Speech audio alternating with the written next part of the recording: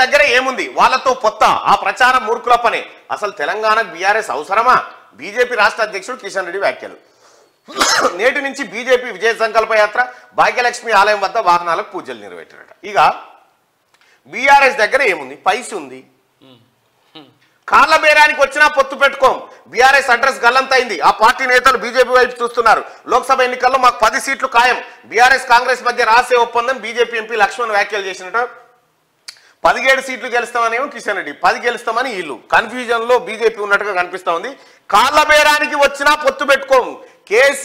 కేసీఆర్ ఏం చెప్తానంటే, నాకున్న ఇంటర్నల్ సమాచారం ఏంటంటే, ఇది కొంచెం ఇంటర్నల్ సమాచారం, నాకు అందిన సమాచారం, ఇది నిజం కావచ్చు కాకపోవచ్చు కూడా, ఆ మాట చెప్తా ఉన్నా. ఎందుకంటే నాకు చెప్పినటువంటి, నాకు తెలిసిన రూట్ తప్పు కావచ్చు, నేనైతే నమ్ముతున్నా రూట్ని. కేసీఆర్ ఏం చేయబోతా ఉండంటే, ఇప్పుడు పార్లమెంట్ ఎన్నికలైతే బీఆర్ఎస్ ఖతమేగా, బీఆర్ఎస్ పార్టీ కనుమరుగవుడు ఖాయం. సో ఈ బీఆర్ఎస్ పార్టీని మళ్ళీ రక్షించుకోవాలంటే ఏం చేయాలంటే, ఈ బీఆర్ఎస్ మళ్ళీ బీజేపీతో పొత్తుకు రావాలి. బీజేపీతో పొత్తుకు రావాలంటే ఈ పార్టీకే 2 సార్లు బదనామైండు. ఎందుకంటే నరేంద్ర మోడీ గారే వచ్చి చెప్పే, మా కొడుకుని సీఎం చేస్తాం, మీ ఆశీర్వాదం కావాలి, నేను ఎన్డీఏలో చేరుతా అని చెప్పి గతంలోనే చెప్పిండని బహిర్గతమైండు ఇక్కడ ఎన్నికల్లోనే. కాబట్టి అప్పటి నుంచే ఆ ప్రయత్నాల్లో ఉన్నాడు. ఇప్పుడు కేసీఆర్ కున్న ఒకే ఒక్క దారి బీజేపీతో పొత్తు పెట్టుకోవడం. అయితే కేసీఆర్ ఏం ఆఫర్ చేస్తా ఉన్నాడు ఢిల్లీలో బీజేపీ కనంటే, ఒకటి పార్లమెంటు ఖర్చు నేను పెట్టుకుంటా తెలంగాణలో, ఖర్చు బీఆర్ఎస్ఏ పెట్టుకుంటుంది ఒకటి. రెండోది ఇదేమో ఒకటి. ఇక రెండోది ఏంటంటే, మీకు 8 మంది ఎమ్మెల్యేలు ఉన్నారు కదా, ఈ 8 మంది ఎమ్మెల్యేలను తో కలిపి, మావోలను కలిపి కాంగ్రెస్ ప్రభుత్వాన్ని పడగొట్టి ఈ రాష్ట్రాన్ని మళ్ళీ మీకే అప్పచెప్తా, కానీ ఇప్పుడు నన్ను రక్షించు. ఈ ఆప్షన్ కనిపిస్తూ ఉంది. అయితే ఈలోపు కాంగ్రెస్ ఒక అడుగు అడ్వాన్స్లో ఉండి, ఈలోపే బీఆర్ఎస్ పార్టీలో ఉన్నటువంటి 39 మంది, 39 మందిలో దాదాపుగా మెజారిటీ అంటే 12 మంది ఇంకో వారంలో జంప్ కాబోతా ఉన్నారు. మిగతా వాళ్ళని కూడా లేపే కార్యక్రమం ఉంది. కాబట్టి మీ వాళ్ళు ఎవరు ఉంటలేదు, నీతో పొత్తు పెట్టుకుంటే ఇంకేముంటుంది పాడుగాననేది బీజేపీ ఆలోచన. కాలి సంచి వడ్డీ సంచి కాడ కొట్లాట, బీజేపీది వడ్డీ సంచి కాడ కొట్లాట అవుతుంది. ఎందుకు వచ్చిన బాధ ఇంతో పొత్తు? తెలంగాణ రాష్ట్రంలో బీఆర్ఎస్ ఇప్పుడు చచ్చిపోవడానికి సిద్ధంగా ఉంది. బీఆర్ఎస్ చచ్చిపోయేందుకు సిద్ధంగా ఉంది. ఒకవేళ బీఆర్ఎస్ చచ్చిపోతే ఆ బీఆర్ఎస్ ప్లేస్ ఎట్లుంటది? సపోజ్ చూద్దాం, తెలంగాణ రాష్ట్రంలో ఫస్ట్ ప్లేస్ లో కాంగ్రెస్ ఉంది,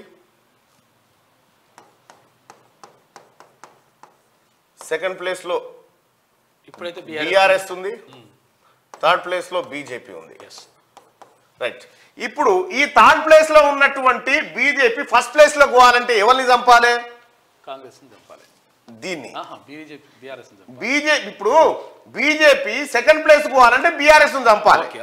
బీఆర్ఎస్ ఇప్పుడు చచ్చిపోయే దశలో ఉంది. ఈ చచ్చిపోయే దాన్ని రక్షించి మనం థర్డ్ ప్లేస్ లో ఉండు ఎందుకు? ఈడు దావని మనకేం సంబంధం? అంతే. ఇది ఆటోమేటిక్ గా ఖతం అయిపోతే ఇది 2వ నెంబర్కి వస్తుంది కదా. అవును, ఈ పోటీ ఈ 2 పార్టీల మధ్యలో ఉంటుంది. ఈ 2 పార్టీల మధ్యలో ఉంటుంది. భవిష్యత్తులో తెలంగాణలో బీజేపీకి ఉండేటువంటి అవకాశం ఎప్పుడు ఎన్నికలు జరిగినా కాంగ్రెస్ వర్సెస్ బీజేపీ అవుతుంది. వాస్తవం అదే అవుతుంది, ఇది అవుతుంది కదా. కాబట్టి ఈయనను రక్షిస్తేనేమో, ఇప్పుడు బీఆర్ఎస్ పార్టీని రక్షిస్తే కాంగ్రెస్ వర్సెస్ బీఆర్ఎస్ అవుతుంది. అవును, మరి ఇతను తానంతల తాను చచ్చిపోయే దశలో ఉన్నోన్ని పాలు పోసి లేపి మళ్ళా కనిపించుకునేందుకు, ఇతను పోయే కాలం పోని బీజేపీ, ఇతను పోతే ఈ ప్లేస్ లోకి బీజేపీ వస్తుంది కదా అనేది బీజేపీ హైకమాండ్ ఆలోచన. మరి ఈ ఈక్వేషన్స్ కనిపిస్తా ఉన్నాయి.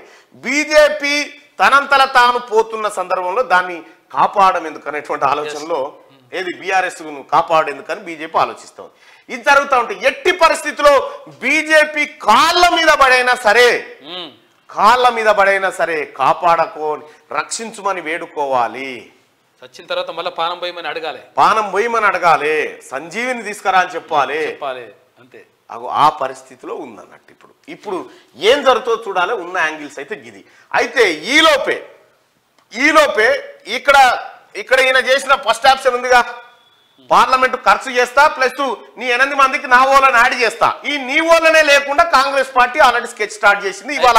ఇవాళ చేర్చుకోవాలా వద్దా, ఎంతమందిని చేర్చుకోవాలి, ఎప్పుడు చేర్చుకోవాలి డిసైడ్ చేయడానికి రేవంత్ రెడ్డి గారు ఢిల్లీలో దిగినట్టుగా కనిపిస్తా ఉంది. అంటే మొత్తం ఈ స్ట్రాటజీ అన్నిట్లలో, ఈ మొత్తం 3 స్కెచ్లలో కాంగ్రెస్ కొంచెం అడ్వాన్స్ గా ఆలోచిస్తా ఉంది. బీజేపీ కూడా ఆచితూచి పరిణామాన్ని గమనిస్తా ఉంది. ఇటైతే ఇటు ఇప్పుడు బీఆర్ఎస్ లేపుడు కంటే బీఆర్ఎస్ ఖతం చేస్తేనే పని అయిపోతుంది అనేది బీజేపీ ఆలోచన. ఎటొచ్చి ఇప్పుడు కుడిదిలో పడ్డది ఎవరంటే బీఆర్ఎస్ పార్టీ. బీఆర్ఎస్ పని అయిపోయింది. బీఆర్ఎస్ పార్టీ కనుక ఖతం అయిపోతే మిగిలేటి 2 తెలంగాణలో. ఇప్పుడు ప్రధానంగా ఈ 2 పార్టీల మధ్య ప్రధానంగా పోటీ ఉండడానికి కూడా కారణం ఏంటంటే ఇప్పుడు ఆడ ముఖ్యమంత్రిని చేసేది లేదు, ఈయన ప్రధానమంత్రి అయ్యేది లేదు, బాతాల పోసేటి ప్రధానమంత్రి అయ్యేది లేదు, ఈడో 2 గెలిచి పీకేది ఏం లేదు. కాబట్టి తెలంగాణ ప్రజలు కూడా బీఆర్ఎస్ గురించి పెద్దగా ఆలోచించారు. ఇప్పుడు ఏమున్నా తెలంగాణ రాష్ట్రంలో జరిగే పార్లమెంట్ ఎన్నికల్లో కాంగ్రెస్ వర్సెస్ బీజేపీ మధ్యనే అత్యధిక స్థానాల్లో ఒక ఫైటింగ్ కనిపిస్తుంది. ఎటొచ్చి లాగలు కొట్లాడుకొని దూడలు కొట్లాడుకొని బిడ్డను బాయిల్ వేసినట్టు అయిపోయింది. ఈ పరిస్థితి వచ్చింది బాతాల పోసిటికి. ఇది ఎక్స్పెక్ట్ చేయలే మనోడు కేసీఆర్. నేనే ఈ 2 తోకలు పాడి ఆడిస్తా అనుకున్నాడు. కానీ ఆడి 2 ఒకటేసారి తిరిగేసరికి ఇప్పుడు ఉల్టా అయిపోయింది కథ.